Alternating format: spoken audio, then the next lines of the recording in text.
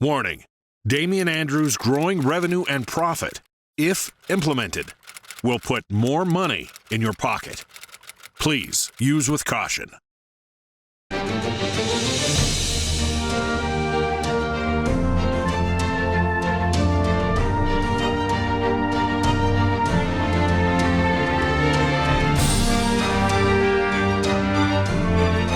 Welcome to Damian Andrews' Growing Revenue and Profit with international speaker and revenue and growth specialist, Damian Andrews. This is your source for practical, usable, and simple action steps that you can do every day to put more money in your pocket. And now, the host of Damian Andrews' Growing Revenue and Profit, Damian Andrews.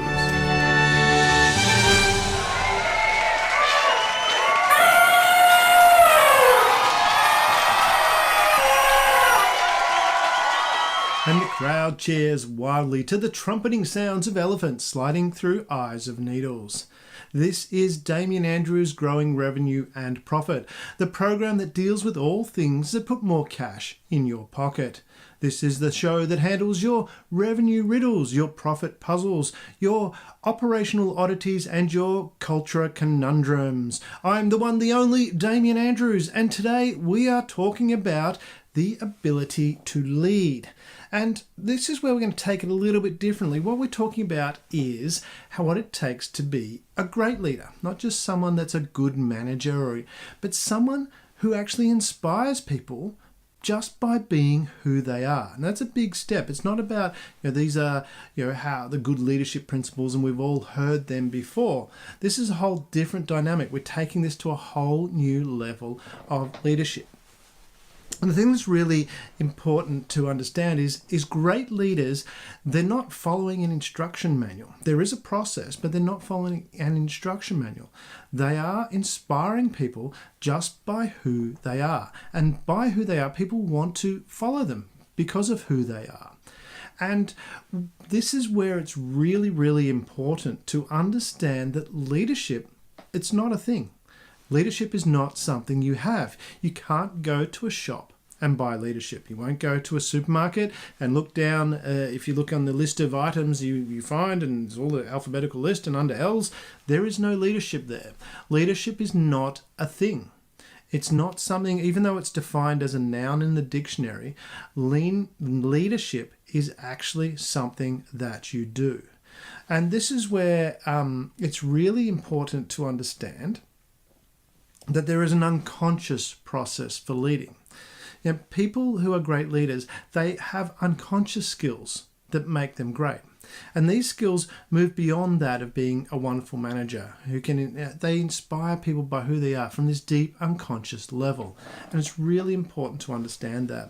So, and the thing is too, it is a process. So there are step-by-step ways of leading, of being a great leader. How you can incorporate that into your unconscious mind so that just the very fact of who you are will inspire others. Now, it's really important to understand leadership today is really critical.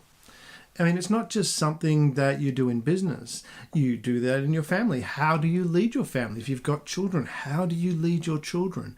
These are the aspects that you want to look at. How do I lead people? If in my social groups, how do I lead people to the outcomes that are beneficial for that group? You might be part of a sporting club or something like that. How do you lead that organization, whether you're the actual leader, the official leader, or whether you're part of the operation of that, or you're just a member there? But you've got ideas you need to contribute. And this is how we want to elaborate on those skills so that you have that ability to lead.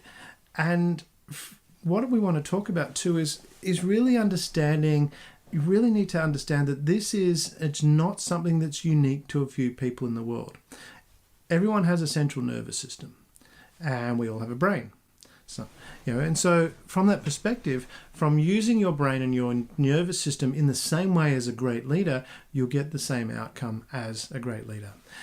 Take it for an example of, learning a skill. Let's talk about smiling. Have you ever, let's imagine that you don't know how to smile, or someone you've met doesn't know how to smile. What you can do is you can actually teach them how to smile. You say, well, what you do is you take the corners of your mouth and you lift them up a little bit and you create this little thing and it smile. But it's more than that. It's not just the physical action of smiling. When you think about it too, you can stand in front of a mirror and don't actually smile, but think some happy thoughts.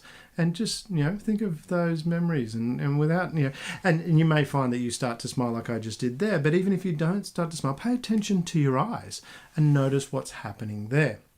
So, and you'll notice that there's a glow that comes across. So there's a lot of things going on unconsciously that enable you to do this. And this is what we want to tap into as a great leader. You want to take it that step further of unconscious actions, steps that you just naturally do. And this is the thing that's really important to do is, great leadership, it's not something magical that some people just have and other people don't. There is a process to great leadership.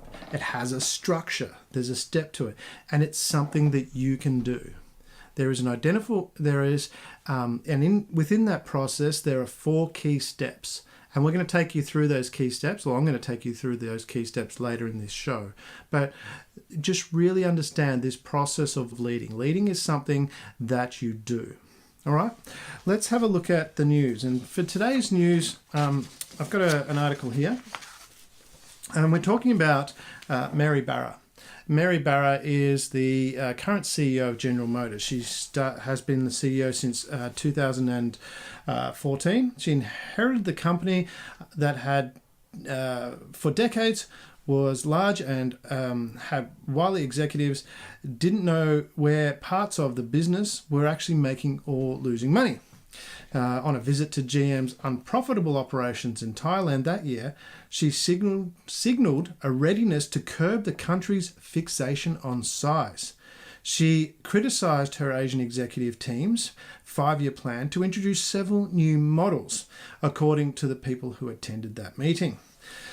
GM soon announced plans to cut Thailand's model lineup rather than add to it. So it was a complete shift there. For years, the mantra in the capital-intensive car business had been that bigger is better. But in nearly 7 years of running GM, Ms. Barra has found success with an unlikely strategy: shrinking a company that for much of the 20th century was America's biggest corporation by revenue and profit. Now, Ms. Barra is adamant that GM can still grow in a different way than in the past, through new businesses built on electric and driverless cars. Those technologies cost billions each a year to develop, and are likely a long way off from paying off. GM could no longer afford to stay in markets where it doesn't make money, Ms. Barra, 58, said in an interview. We've had to make some tough decisions and move from trying to be everything to everybody everywhere, she said. GM now makes cars and parts in just 9 countries, down from 25 before Ms. Barra took over. It employs 164,000 workers today, 25% less or fewer than before. Her Get Smaller approach is especially unusual because it came at a time of prosperity in the car business. Global industry auto sales have risen 9% since the year Ms. Barra became CEO. GM sales fell 25%. Once the largest automotive company in the world, GM last year was the world's 3rd largest. The moves have helped GM notch up record operating income and profit margins. Ms. Barra's retrenchment strategy has been very uncomfortable for some inside the GM company, long hardwired to pursue international growth. Some former GM executives question whether Ms. Barra is leaving GM too dependent on the US and China and unable to capitalize on the moment if India or other developing markets take off. For GM, expanding into untapped markets overseas was a shortcut to revenue growth. But markets such as China have become fiercely competitive, pressuring profit margins. Other places like Russia and Brazil haven't fulfilled their potential because of political or economic upheaval. It is also hard to reduce costs by selling the same models globally. Regional tastes are too varied and environmental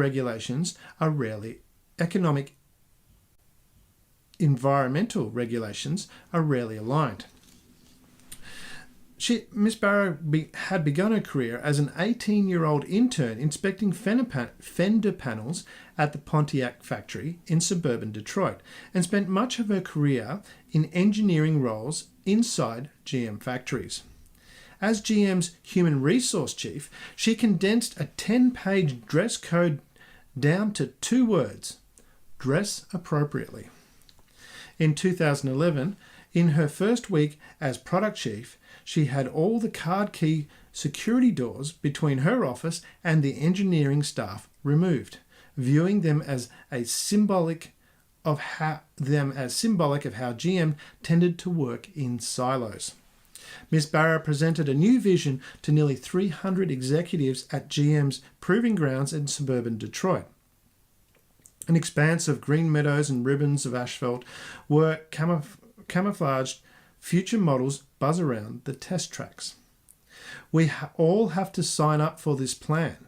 If you don't believe in it, then see John and we can find a landing spot for you, Miss Barra said. There's a lot to unpack in there in regard to leadership. One of the things that stand out is the fact that she was moving into a company that had a very, very entrenched operating methodology. It was grow bigger, expand bigger, be number one, be the biggest company in the world. And in doing that, it had many, many areas that were not profitable. They weren't operating well.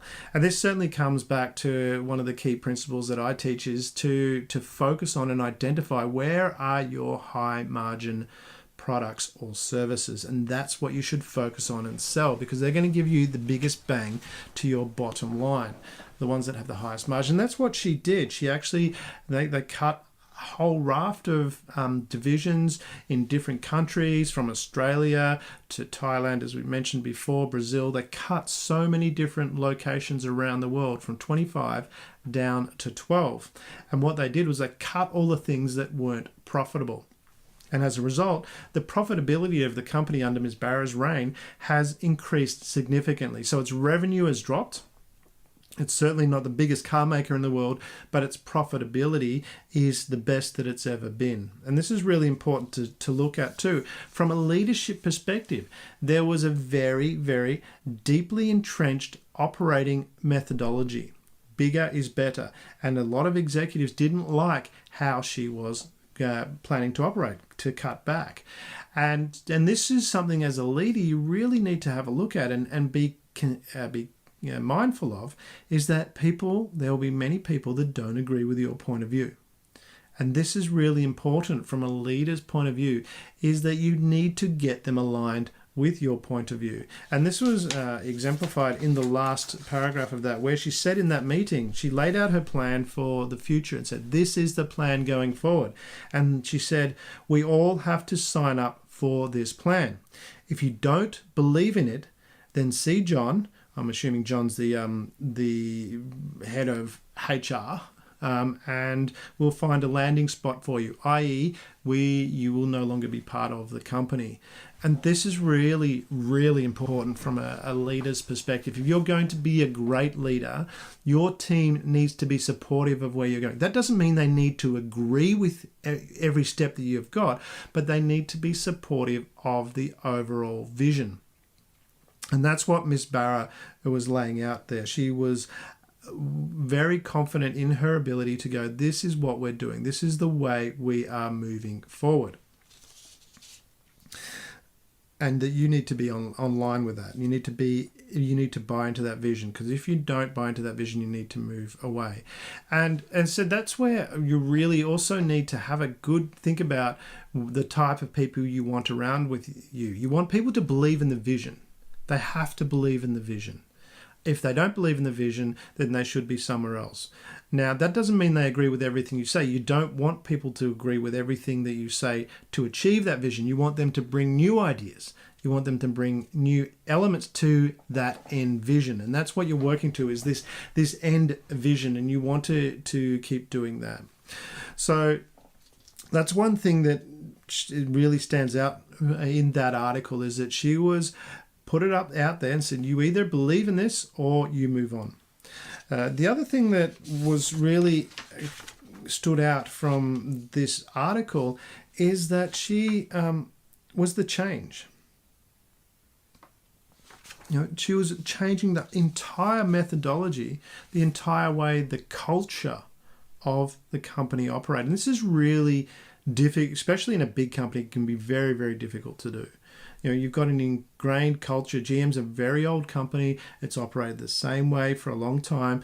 And she's obviously been part of that culture. I mean, she, at the time of writing this article, she was 58. She started there when she was 18. So, she's been in the company for 40 years and seen how it's operated. And as you saw, when she was head of the products chief, she noticed this silo operation, how they were operating silos. So she was made that change. And this was part of making that culture change.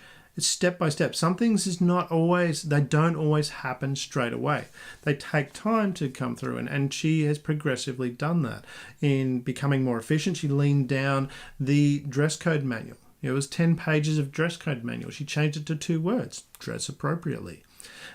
And so she had this methodology of how she was operating from very early in the piece. When she was doing that, she was implementing those changes back then. She was constantly had this methodology. So there was time for that to come through. And that would have been one of the key determinants that the board actually appointed her as the CEO. They would have seen how she's operating. The board would have recognized, okay, we need to change how we're operating. This is not working.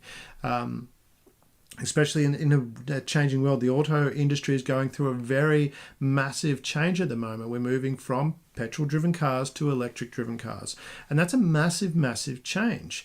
And if you could liken that back to when the auto industry first started, you had railways which were dominating the transport industry.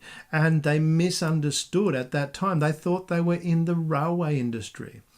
And they didn't recognize that they were actually in the transport industry, and they missed out on the opportunity that was there when Henry Ford started building trucks.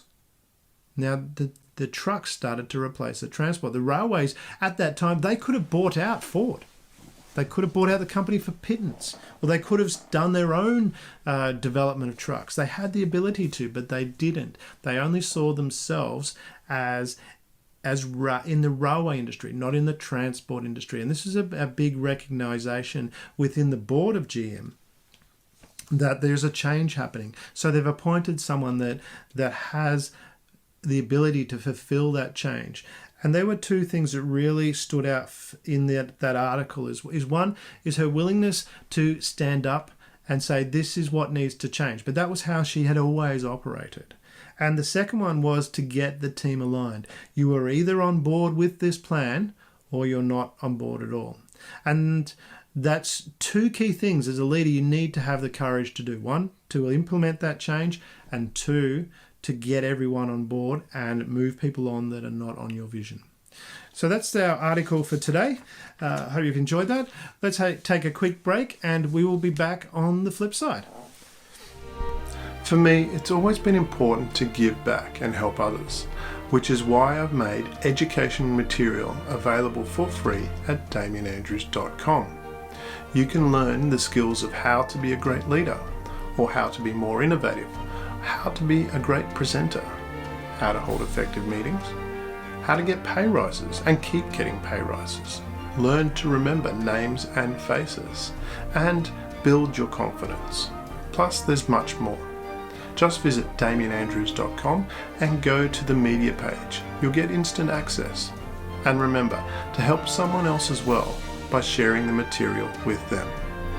Always remember, it's not what you get in life that makes a difference. but what you give. Visit damianandrews.com to access this information. Hello and welcome back. Today, now then, this next article, we're going to move to who is our inspiring person. Who am I? I was born in a dark, windowless ground floor room in my family's home, where my mother and my father who served as a chief minister in my home city. Growing up, my sister described me as restless as Mercury and said that one of my favourite pastimes was twisting dogs' ears. While young, I loved to read classic books with heroes that exemplified truth and love. And in my autobiography later in life, I disclosed that my identification as these supreme values are traceable to these epic characters. Starting school at age 9, I studied rudimentary maths, history and geography. In high school, I was shy and tongue-tied and was an average student, and my only companions were my books and school lessons. As per custom in the region at the time, at 13, and in an arranged marriage, I became a husband. The wedding was a joint event with my brother and cousin, who were also married.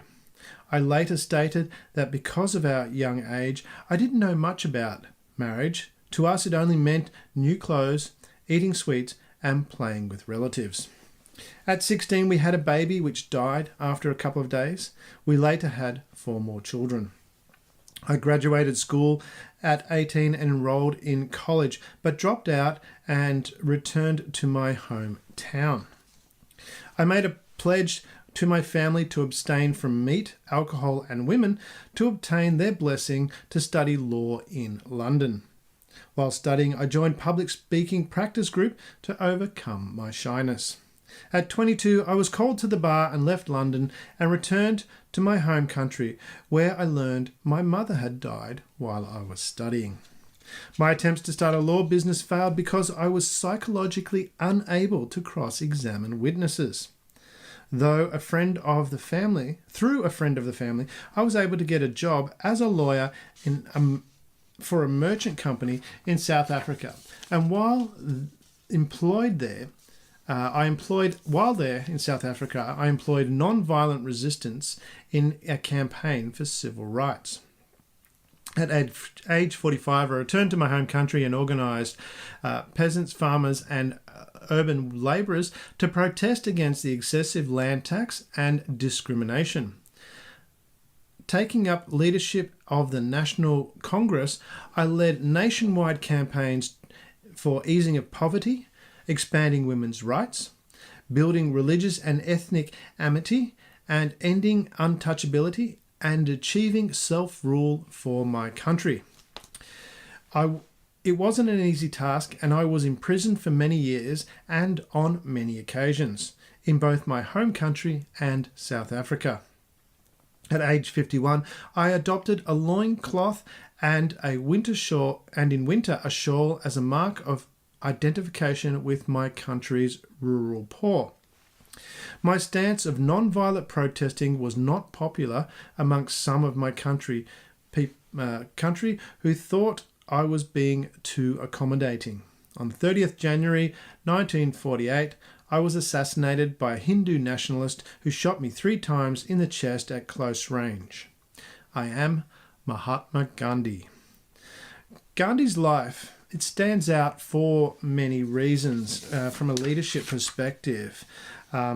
Looking back at his values and where those values came from, I mean, he loved to read these adventure books where the heroes had these values of truth and love. And as he said later in life, that was what he really inspired his values, that he had, these values of truth and love. And you can see that all through his life. He was driven by that. And this is really important from a leader's perspective. When we're talking about, and we'll get into your compelling future later, but when we're talking about your compelling future, what drives you, this is what was driving Gandhi, he's being driven from his values of truth, his values of love. And that was what really stood out from that perspective of how he operated. undertaking these campaigns where he was easing poverty.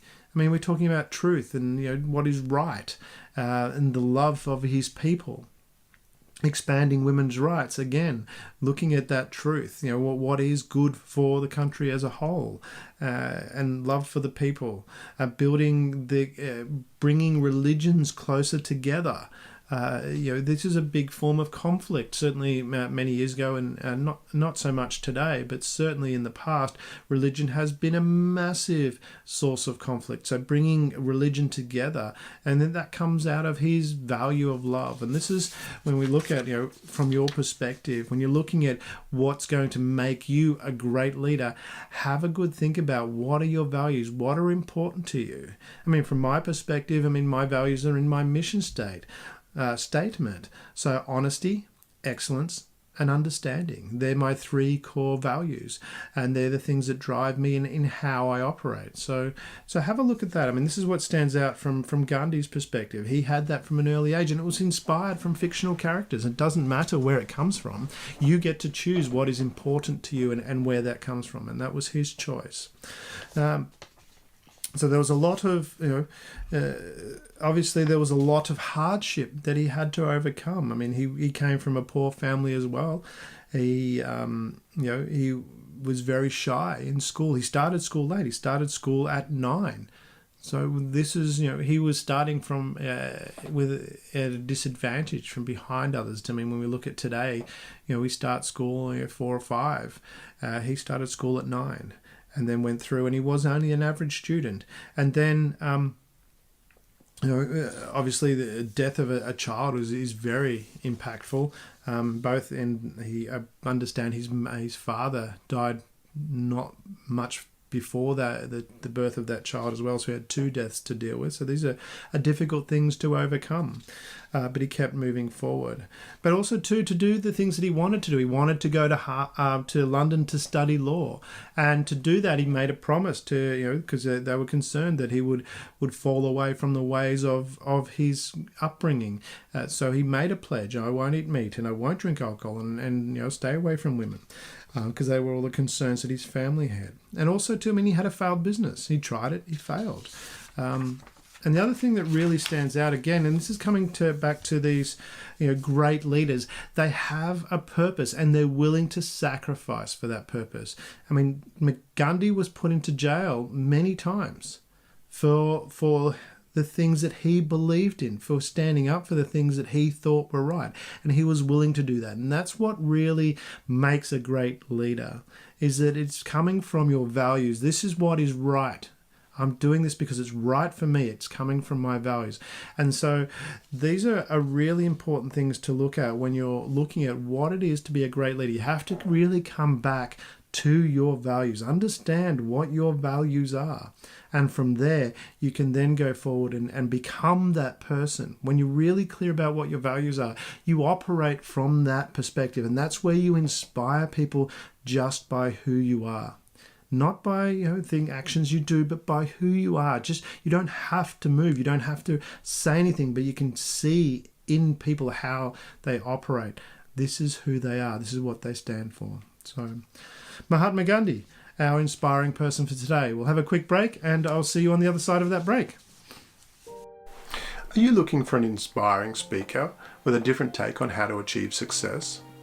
I've spoken to audiences all around the world, showing them how procrastination doesn't exist, how there are no positive or negative events, and that thinking that way can severely slow your success. Also, how to tap into your body's serotonin and dopamine to increase your own and your team's performance.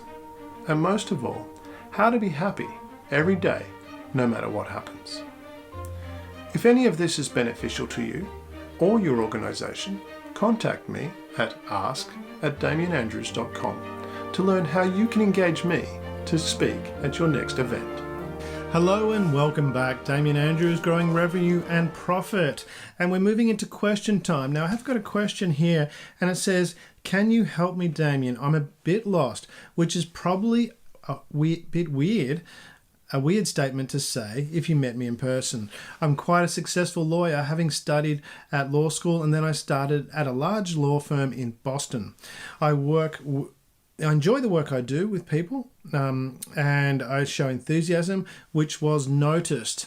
I quickly progressed within the firm, which I think was due to my hard work. I continued to study, and I have a passion for the law. I've been working in this field for 25 years now. I know this all sounds great, but today I'm not feeling it anymore. I guess you're talking about not feeling the passion, maybe. But yeah, so I'm not feeling it anymore. It's like something is missing. Okay, yeah. So there's an issue there. Obviously, looking at this history, you've worked in that category, that area for your entire career, and now you've shown enthusiasm, you've grown, you've senior in the firm, okay, a large firm. So obviously there's a lot of work gone into being the type of person you are. So there is it's like something there is missing. Is there anything I can do? Good question. That's a very good question. And I'm sure you're very much, well, I know you're not alone in that. There's a lot of people that go through school doing things that they believe that they should be doing and probably that they like doing as well. And then they move into, they take that career, they go to university, further study, and then they start employment in that area, and they keep moving forward and work in that field. And I know a lot of people that have worked in that same field consistently all the way through, and then they get to a point where they question, what is this all about? I mean, what am I doing? Is this the right thing for me? And they kind of lose what that focus is. And what it really sounds like here when we're talking about leadership, and this is about self-leadership. And this is you having the ability to lead yourself. And great leaders have this ability. They're able to identify, okay, I'm noticing this within myself. How do I adjust to what's going on? How do I adapt to this current situation? What is really important to me? And this is where it's really important to come back to what I call is your power to choose. This is the first step. There's 4 steps in the process that I teach. And the first step is choose what you want. And I say the word choose because it's really important to recognize that you have that power. You have the power to choose. It is your life. I mean, it's a different now from, I compare it to myself, to my father, for example. We grew up in a country rural area where the main source of work was from the local electric authority, the SEC, State Electricity Commission. And my dad got an apprenticeship there, and then from there he progressed in. He studied more, and he worked his way up to being in charge of one of the power plants. And so that was the process that he went through, and he always worked at that same company, and that's what was expected. And that wasn't unusual in that time, where people were told, get a secure job, stay in that job for life. But now when we look at today's world, we have infinite opportunity. We can do anything that we want to do. I mean, the choices are there, and I've heard many people talk about, I don't know what I want to do. There's so many options. And what I've found, and what I think is the problem that we've got in today's world in that regard, is that we have people that have infinite amount of choice. They can do anything they want to do, but they haven't been taught how to choose. And they don't recognize that they actually have that power to choose. And what that is, what is that process? How do we actually choose? And it sounds like this is something that you're going through, is that you need to really understand that it is you have the power to choose. That is your choice. You can be anything. You don't have to. I mean, you can still find this love of law and find a new purpose there. But recognize sometimes we feel that it's stuck. We are stuck there. And that can be the language that you're using. If we look at it, I feel like something is missing. I'm not feeling it anymore is the words used there. So from that perspective, you've obviously lost something from what you're doing. You had a passion, obviously you excelled very well. So there was a connection there. There was something that drove you. And maybe in that process of what you're going through, you've lost that, you've forgotten what that is. And it's simply a process of going, well, we step back and go, what is important to me? What are my values? So first thing we come back to, what are your values? Understand what they are. And then go, well, from those values, how can I, and how is a good question. Always, when we're asking how, stay away from why questions. Why does this happen? It's not going to serve you very well. The first thing you want to do is identify, what do I choose? So you choose what you want. Go, well, what do you choose? Choose what you want. And if you want to continue working there, do you want to be happy working there? That's something you need to choose. Connect to your values. What are your values? My values: honesty, excellence, understanding. So when I'm unsure about something, I think about that. Well, what are my values? And what do I choose? And do I choose to be happy? And if I choose to be happy, I go, well, how do I be happy? Well, from my perspective, because those values are really important to me, honesty, excellence, and understanding, how do I do that? Well, I choose to be happy, so I will do something in an excellent way. And then I will feel happy about that. When I look at what I'm doing, I go, well, how do I do this from an honest perspective? How do I create understanding? And understanding is something that I really connect with. So I spend time listening to people, understanding what they need and how to fulfill that. And from that's connecting with my values. And so I'm feeling that sense of purpose because that's what I choose. And where did those values come out? I chose them. I literally chose them. They're ones that connected to me. When I went through the process of identifying my values, and that's something in my members area where we take you through that process of how to identify your values of what you choose are important to you. And again, you need to recognize this. Your values are not something that you are stuck with, that you are given and you can't do anything about. You can be anything, and this is what I'm really getting to is really understand you can do this. The reason that you have the beliefs that you have is because of the repetition of thought. You change that repetition of thought, and you can have completely different beliefs. You can completely change the way things are. I'm not saying you should. That's your choice. But you can change your thought process to be anything you want to do. It's just the way your brain is wired. You repeat things over and over again, attach enough emotion to it, and you can change things very quickly, even at a core level. And you can use other elements like you can go through hypnosis if that helps, and those kind of things to do that. So you really want to understand this power to choose. What do you choose? And this is where you're saying you something is missing. Well, ask yourself, what do I choose? This is the point you're getting to. Something's missing. So there is something. Identify what it is that you choose. What do you want every day? What do you choose to happen every day? At the end of the day, what is it that you want to look back and go, well, this is what I chose. And that is completely your choice. It can be anything you want. And really, when you recognize that you have the power to choose, that you have that ability, then you can go ahead and fulfill that.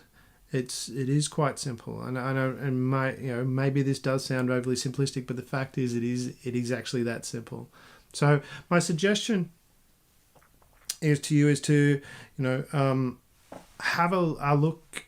Understand what your values are. If you're not sure, so log into our members section and do the values course. There's a program that takes you through how to identify what your values are and then how to create your compelling future from those values.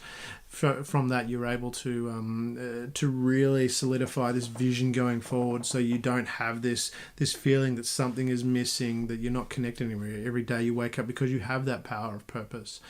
So I that would be my suggestion from that perspective. Just really go back to, what are your values? What is, they're the key things. And if you're not sure, choose your values. It's as simple as that. Choose what your values are. And then from there, identify, what do you choose to happen in your life? What are the things you want? And if from your personal perspective, you look at, what are your what are your income and asset goals? What are your connection goals? How do you want to give back? Those kind of things. And again, that's another program that we have, is how to create these goals in the 3 categories that we set out. So just try that. That should help a lot, I think, from that perspective. If you're feeling lost, you're unsure, go back to your values, identify what they are. If you don't know what they are, if you haven't chosen, choose what your values are, and then step forward. Okay, from those values, what do I choose to happen every day? Okay, hopefully that helps. Thank you for writing in. If you do have a question, feel free to send it through to askask@damianandrews.com, and we can manage that on the show. All right, we'll have a quick break, and we'll catch you on the other side of that. Thank you very much. I wanted to create something special for the people who subscribe to the Growing Revenue and Profit newsletter. So, there are hidden pages at damianandrews.com. These pages contain exclusive material which will help you grow your revenue and profit, and it's simple to access. All you need to do is subscribe to the Growing Revenue and Profit newsletter. Each newsletter contains a link to these hidden pages. There are no passwords needed. Simply sign up for the newsletter at damianandrews.com and you can join our community. Hello and welcome back. Damian Andrews, Growing Revenue and Profit. Now we move into the main part of our program, and we're talking about the skills of great leaders. So whenever someone excels at a particular skill or ability, there is a structure underlying how they perform that skill or ability. Masters and peak performers and leaders, they all utilize themselves in a manner which allows them to achieve the consistent results they do. And that's just important to understand from that perspective. It's consistency. We have, to have consistency, you need to have a structure. It's not luck. There is a structure there, and it may, from an external perspective, it might not look like there's a structure, and even from the perspective of the person doing it, they might not be aware because they're operating from an unconscious level. And this is what we need to look at when we're talking about peak performance. High-level skill requires unconscious thought. There's far too many inputs for high-level actions to occur at a conscious level. And this is what you really need to do. If you're going to become a great leader, you need to take this from a conscious level where you understand it to an unconscious level where it just happens. And these are where the skills that are learned at that level. And we think about that as an analogy. Let's look at that. When you're driving a car, think about pushing the brake pedal. Do you actually go through the conscious thought of telling all the muscles in your leg to move and lift off the footrest, move forward, or to come off the accelerator, then move across each step that goes through, and then push on the brake pedal? You don't consciously think through that. You can't do that. Your conscious mind can't handle that. If when you did do that, you might remember when you were learning to drive, it was very awkward and very stilted in how you operated. There was all these different things, and your conscious mind can't cope with that. So, and what you need to do is be able to do this leadership process, because leadership is the same. There's a process there, same as pushing a brake pedal. There's a set of actions to get the desired result.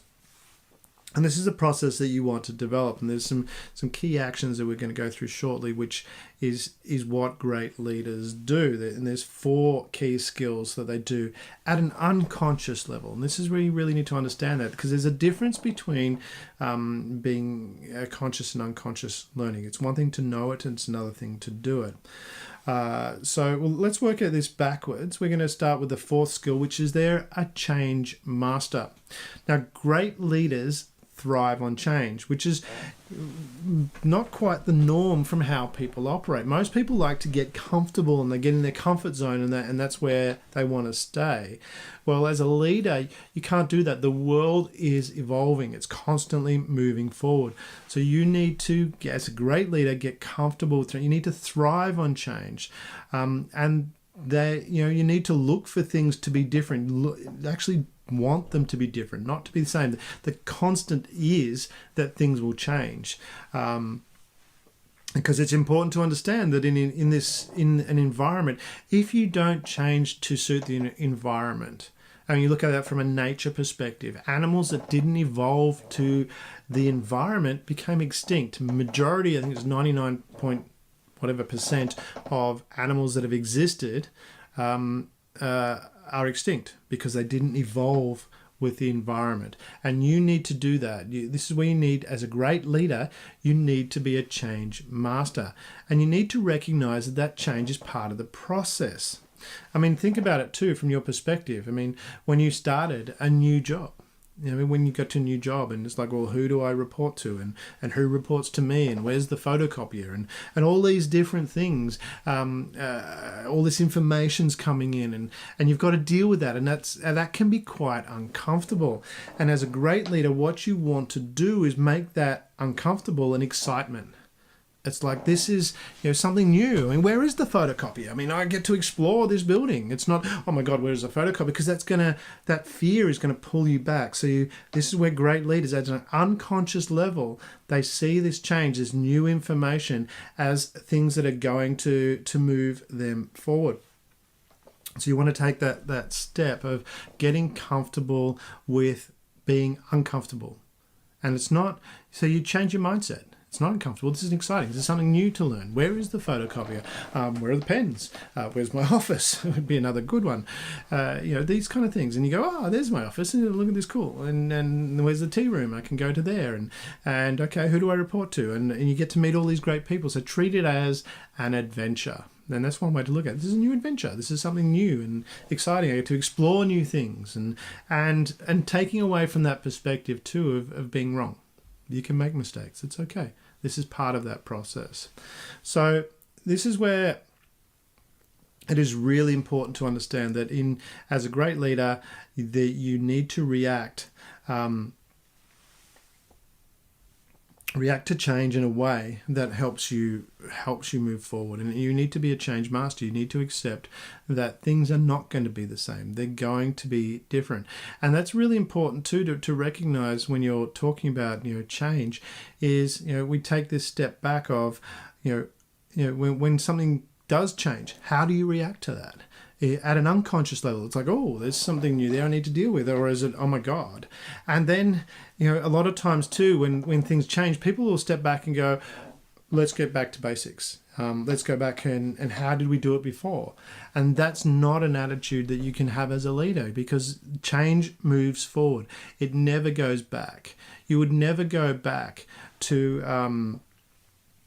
for example, if the calculator broke, and you wouldn't go back to using a slide rule, for example. And for those of you who are a bit younger and are wondering what a slide rule is, just jump on Google and have that's your assignment. Have a look up what a slide rule is. So you'd never go back to doing that. You would move forward, and you go, well, the calculator broke. What else can we do? And it's like, oh, well, we might learn how to use a spreadsheet. So you're taking that into account. How do I adapt to this change? Okay. So the fourth skill is being a change master. Unconsciously, as a process, when change happens, they're excited about it, they thrive on it, they're going, oh, how can I use this to move forward? You can see where we're heading there, I think, with these little hints about moving forward. Now, the third skill that great leaders have is that they are skilled learners. And it's part of who they are. They have this dynamic. At an unconscious level, they want to seek out new knowledge. And this links back to point 4, which we just discussed, being able to deal with change. So because you're not going to be able to deal with it in the same way with the same you will deal with it the same way if you're using the same information. And this is from a perspective of moving forward. You need to have an understanding of new knowledge. You need to like to learn new things and need to listen. This is a big characteristic of learning, is being able to listen, to take in new information, because you can't take in anything new if you're holding on to the previous information. So you need to have a really good understanding that at an unconscious level, again, of learning, of this desire to learn, of wanting to know, of being inquisitive. Oh, what's going on here? There could be multiple things happening, and really understanding that that things that there are new information. There's lots of information that you don't know. And that's part of having a healthy self-esteem, to recognize that there are things you don't know, and that's okay. You don't need to know everything. You can't know everything. That's impossible. As a great leader, it's not your job to know everything. It's your job to have the vision, which we'll get to in a minute. But it's about understanding, and the third point is understanding that this being a skilled learner, wanting to learn more at an unconscious level. You want to learn more. You want to listen. You want to understand, and it's training yourself to do that. All right, the second skill, really important from a great leader's perspective, is that they understand how to operate in peak performance. This is a really, really critical skill. How to deal with stress. How do you manage that? How do you move forward? How, when someone comes in and says, oh my God, this has happened, we need to get this out now. Do you just hunch over and go, oh my God, how am I going to deal with this? And you cover your face and you go, oh, and you shrink down. It's really hard to summon huge amounts of personal power from this perspective of being hunched over and shrinking down. And this is where great leaders understand this ability of peak performance, that you actually have control over your body. From that perspective, I mean, take this for an example. Take a pencil. I don't have one handy for those watching on the video, but I'll use my finger. Pretend this is a pencil. Put that in your mouth and don't let your lips touch the pencil. So hold it horizontally between your teeth, and then like that, and you'll notice that you start to smile, because you have to, because you can't put that pencil in your mouth and not smile.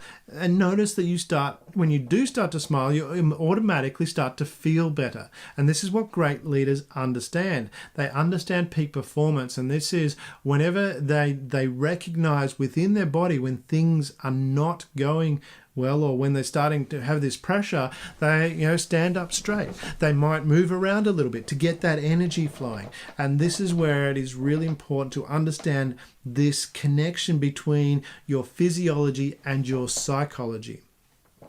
They're very, very important to understand that connection, that if you want to achieve what you want to achieve, you have to have this ability to summon that energy when everything's beating down on you, to actually summon that energy to move forward. And that's about how you use your physiology. So by using your physiology in the right way, you can actually summon that energy and deal with those issues moving forward.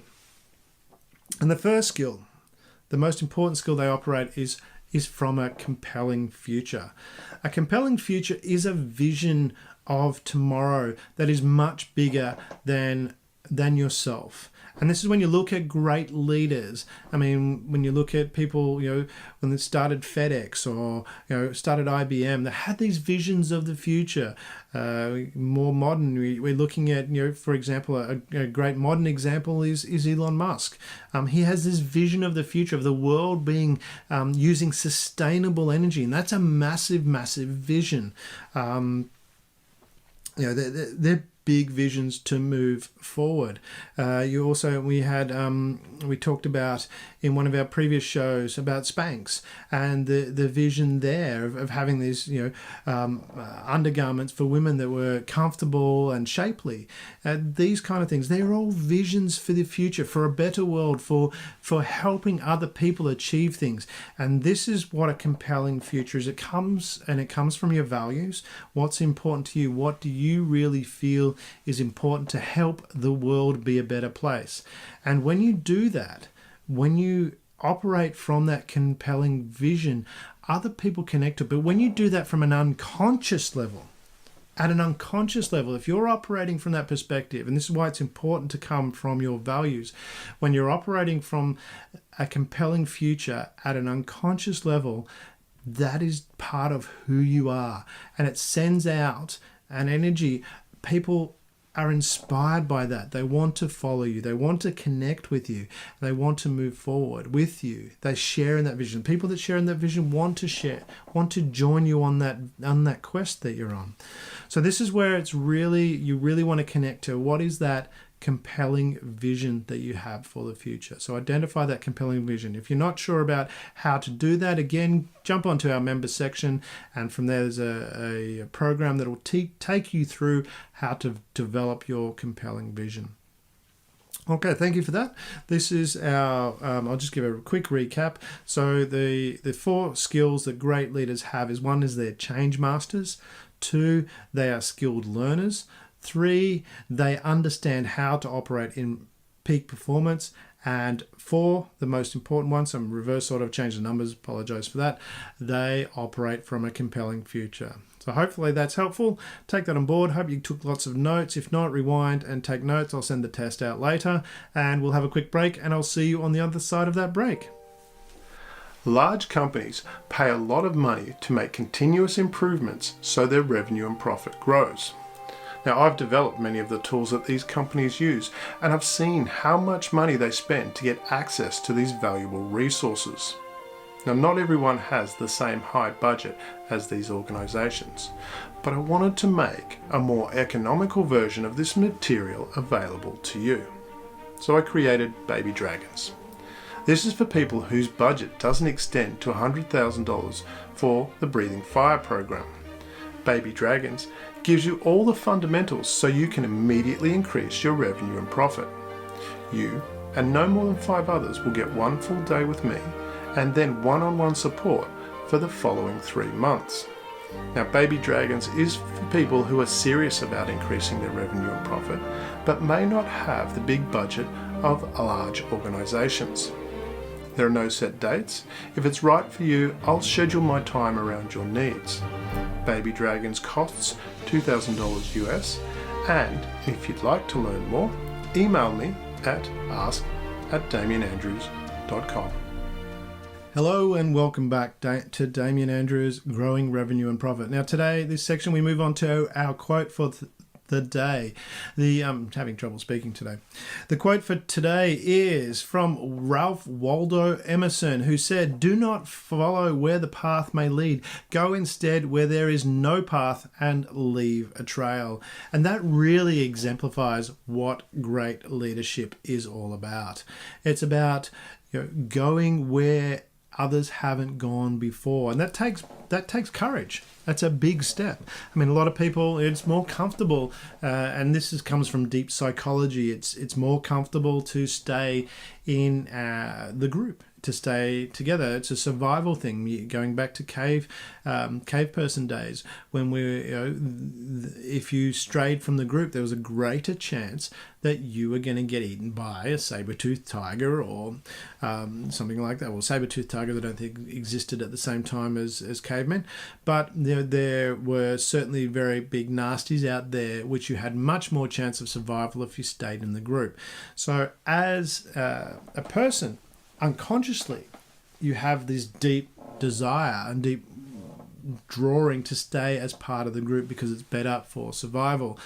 As if you can take that step a little bit further in an emotional growth perspective and recognize that making that step out as a leader in today's society, there's no risk of harm, shall we say. Yeah, maybe you might say, well, my ego might be hurt, but if your ego's hurt by other people, you need to look at your self-esteem in that regard, because the influence of others shouldn't affect your self-esteem in any way whatsoever.